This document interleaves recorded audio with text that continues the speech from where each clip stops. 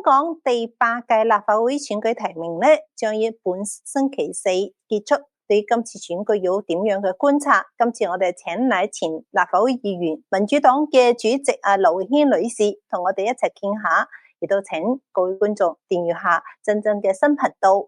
我哋每日早晚8點咧，都會邀請唔同嘅嘉賓帶嚟最新嘅廣東話新聞啦。Emily 你好啊，你好啊 Sarah。喂，個立法會選舉就下個月7號，咁而家就提名啊，各樣嘢進行緊呢啲手續啦嚇。係啦，你都參加過7次立法會選舉㗎，咁今次咧，你覺得今次嘅立法會選舉同以往有啲咩唔同嘅地方啊？同埋選舉氣氛點？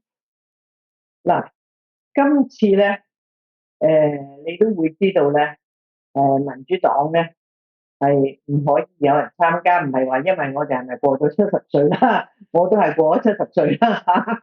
咁但係咧，民主黨咧已經即係講咗咧，係會喺今年尾，即係12月中到啊咁上下咧，就係正式咧係會結束噶啦。到時咧係會開一個特別嘅會員大會，就俾啲會員投票，咁樣咧就係應該係過75%，出席同埋表決嘅人，如果係贊成咧，就係會即係個黨咧就會解散噶啦。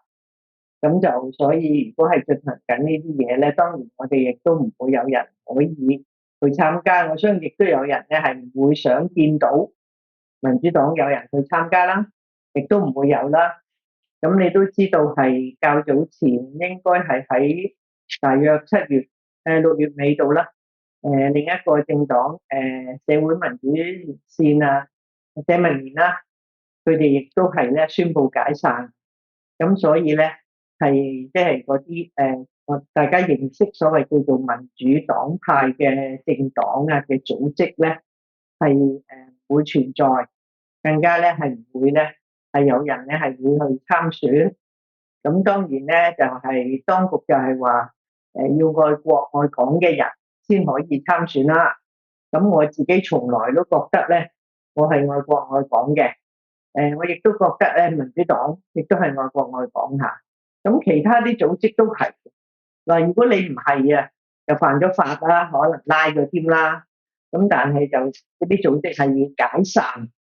咁樣咧，所以咧，如果係咁咧，係有啲支持我哋民主黨又好，其他民主派組織嘅人咧，我相信佢會喺個選舉嗰度咧，係唔會見到佢支持嘅組織嘅人咧係去參選噶啦。好似喺上一次參選咧，都有啲人提到一個口號咧，係話五光十色啊，即係咩顏色都有啦，即係咧係變咗係其實好多嘢揀嘅嚇，唔同顏色乜都唔同立場咩都有嘅。咁今次咧我都聽唔到咧係有人再提呢個口號，反而好多人咧就提咧係清一色。唔係啊，阿 Sarah 唔係打麻雀講清一色啊，係清一色佢哋所有愛國愛港。咁當然愛國愛港唔係淨係佢哋話自己愛國愛港啦，好多其他市民好多組織都係愛國愛港噶。咁但係個事實會出嚟咧，就係咧係嗰啲以前咧，最少以前香港市民或者喺國際社會大家知道嗰啲係民間嘅。支持民主啊、人權、法治啊、自由嗰啲組織咧，係唔會有人去參加選舉噶啦。